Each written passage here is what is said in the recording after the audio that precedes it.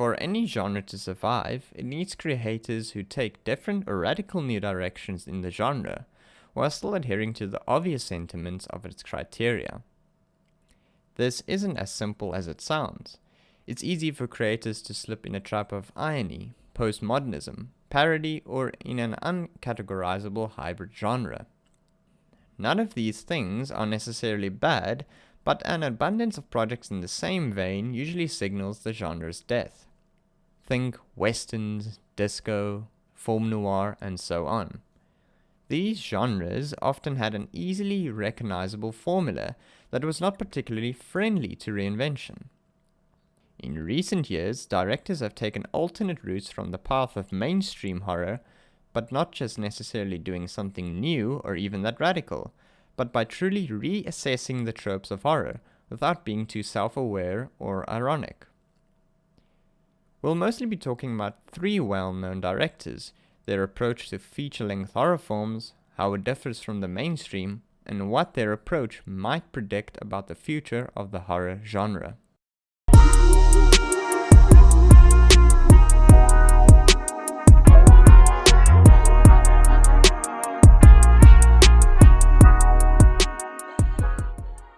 First of all, let's talk about Robert Eggers.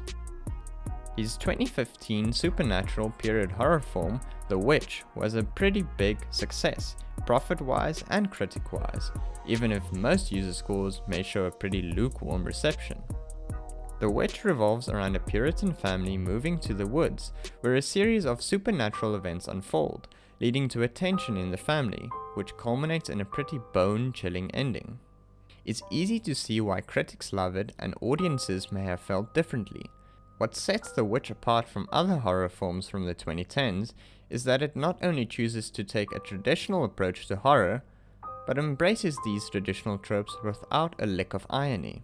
It directly relies on sources from the film's time period. The traditional sentiment is not, however, embraced in its filmic approach, but rather in its writing and storytelling. The film deals with horror tropes which have seemingly fallen out of public favor and makes no radical attempts to modernize them.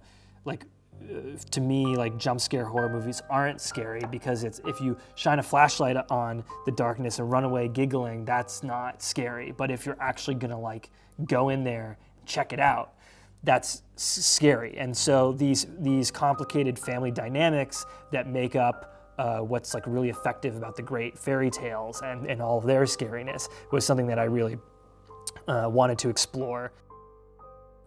The film does, on the other hand, follow the trend of mainly focusing on domestic themes and tensions, but uses an existential supernatural threat to examine them.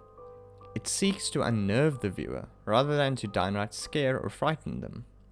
It relies mostly on tone, characterization, and interaction to affect its viewers. Even if you remove their 1 or 2 jump scares, the film's effect would not be diminished. The film subverts what we often think a horror film should do. The film is slow, it uses dull colors, there's some very artful cinematography present, the dialogue is dense, and the plot leaves a lot open for interpretation. What Eggers has essentially done with The Witch is, instead of using a period setting as a device for horror, he has instead used horror as a mean to examine other facets of the period, lifestyle, and beliefs. Although Eggers is not alone in using horror to explore alternative themes, Arri Aster does this as well. Arri Aster chooses to put a clear emphasis on domestic themes in his 2 films, not just simply using them as plot devices or themes. Hereditary focuses on loss, grief, family ties, family tension, hereditary anxiety, and the structure of family itself. It uses the classic mechanism of horror, where common domestic anxieties are highlighted and explored through extreme or supernatural events. Halloween famously does this by exploring the fear of home invasion through its antagonist, Mike Myers.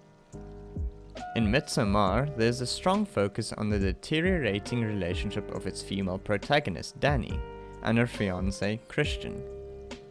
Even when the existential crisis of the Swedish cult's actual intentions become clearer, the film never skips over the tensions of the pair's relationship. Again, the theme of loss and grief are present, with the weight of loss ever hanging over Danny. Throughout the entirety of the film, the audience follows the horror of the cult, the crisis of Danny's engagement, and the much more rooted horrors of loss and grief. What sets Aster and his films apart from the other horror directors and films is his central focus of humans.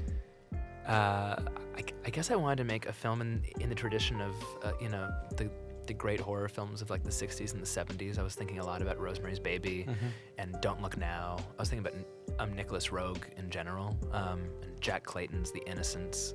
And that I wanted to make a film that was, that was very patient and character driven. Well, I wanted to really make sure that I was making like a vivid family drama before anything else, and then to have the horror elements grow out of those people and their situation and their dynamic.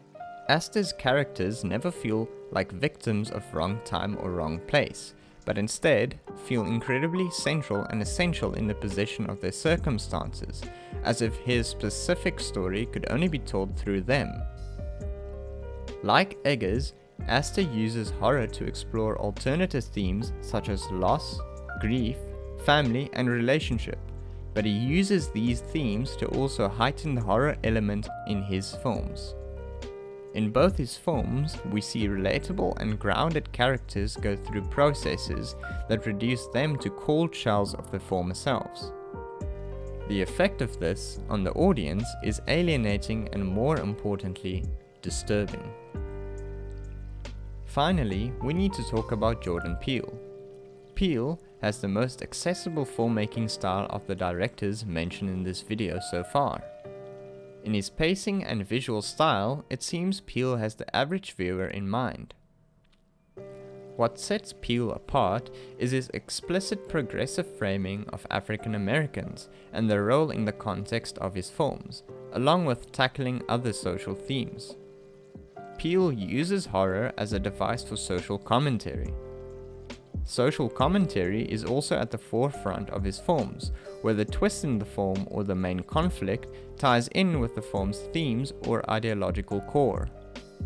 In Get Out, for example, this is done through the film's antagonists, revealing that they use the bodies of African Americans to extend their lifespan. This idea delivers commentary on the real-life issue of the appropriation and exploitation of black culture, communities, and individuals. In Us, Peele is slightly less on the nose and explores themes of class, American culture, marginalization, and the exploitation through the film's collective antagonists of doppelgangers. When we talk about monsters and monster movies, there is a fascination with characters that are outcasts, but also the fact that they're an outcast is connected to their power. We as human beings are in a period of immense fear of the outsider, fear of the other. This movie poses the notion that what if the invading force that we are so afraid of has our face? The film makes it clear that normal lives of people above ground can only exist when those underneath continue to suffer and be denied freedom. A metaphor for class and poverty in capitalist societies. Despite the serious subject matter that underlies in his work, Peele does a great job of making these messages in his films extremely accessible. Get Out especially has some pretty funny moments that help the film break away from tension. That's another way he stands out from other horror directors. He knows how to incorporate good comedy into his horror films, without devolving into a parody of self-indulgence or self-awareness. What sets all these directors apart from their peers is that they each have a unique stylistic filmmaking approach when it comes to visuals. It's clear that they really pay attention to detail in cinematography, lighting, framing, etc. So finally, we need to ask what these three directors may contribute to the future of horror films. these directors are showing a push towards a more recognizable and idiosyncratic approach to the visuals of their filmmaking, which seems all around a bit more artsy and meticulous than other directors. These directors also have shown the ability to engage in different topics and themes through horror, without sacrificing the core of the message or perspective to make a more conventional horror film. Horror is being used as a lens to explore themes worthy of conversation. Though this may have been a quite superficial analysis, hopefully it does provoke some thought on the new radical ways we can take on the horror form.